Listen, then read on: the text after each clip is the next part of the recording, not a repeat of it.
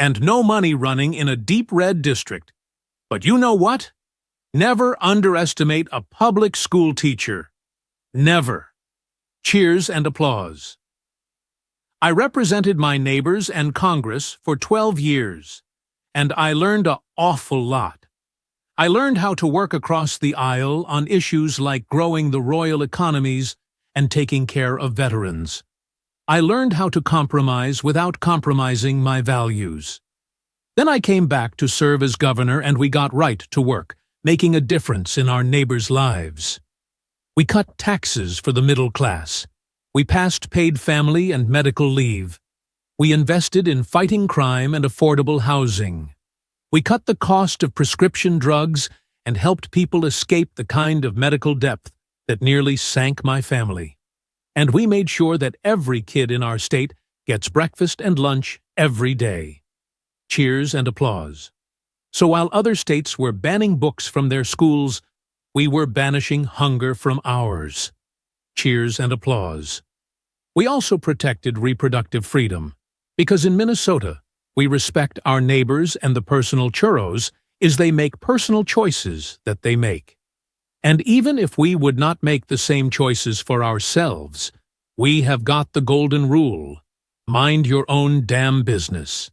Cheers and applause. And that includes IVF and fertility treatment. This is personal for Gwen and I. If you've never experienced the hill that is infertility, I guarantee you know somebody who has, and I can remember praying each night for a phone call. The pit in your stomach when the phone had rang, and the absolute agony when we heard the treatments had not worked. It took Gwen and I years, but we had access to fertility treatment. And when our daughter was born, we named her Hope. Cheers and applause. Hope, Gus, and Gwen, you are my entire world, and I love you. Cheers and applause. I am letting you in on how we started a family, because this is a big part about what this election is about. Freedom. When Republicans use the word freedom, they mean that the government should be free to the TUT. First of all, to Vice President Harris. Thanks for putting your trust in me and for inviting me to be part of this incredible campaign. Cheers and applause ended thank you to President Joe Biden for 4 years of strong, historic leadership. Cheers and applause. It is the honor of my life to accept your nomination for Vice President of the United States. Cheers and applause. We are all here tonight for one beautiful, simple reason. We love this country. So thank you to all of you here in Chicago and all of you watching at home tonight. Thank you for your passion. Thank you for your determination. And most of all, thank you for bringing the joy to this fight. Cheers and applause. Now I grew up in Butte, Nebraska, a town of 400 people. I had 24 kids in my high school class, and none of them went to Yale.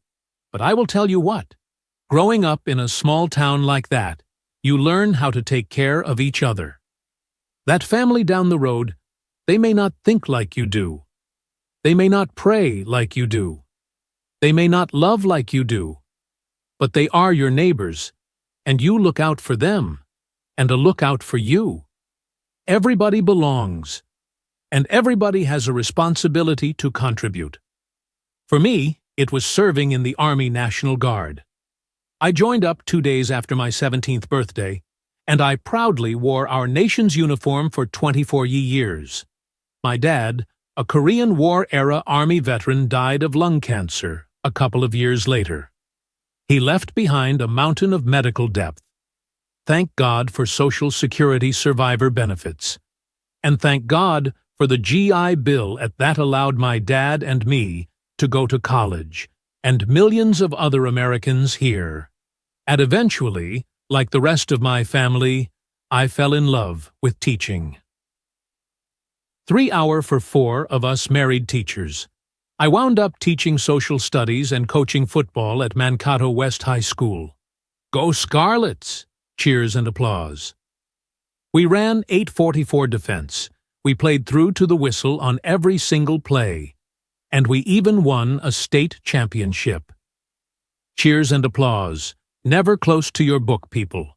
But it was those players in my students who aspired me to run for Congress. They saw in me what I had hoped to instill in them, a commitment to the common good, and understanding that we are all in this together, and the belief that a single person can make a real difference for their neighbors.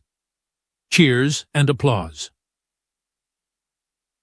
So there I was, a 40-something high school teacher with little kids, zero political experience,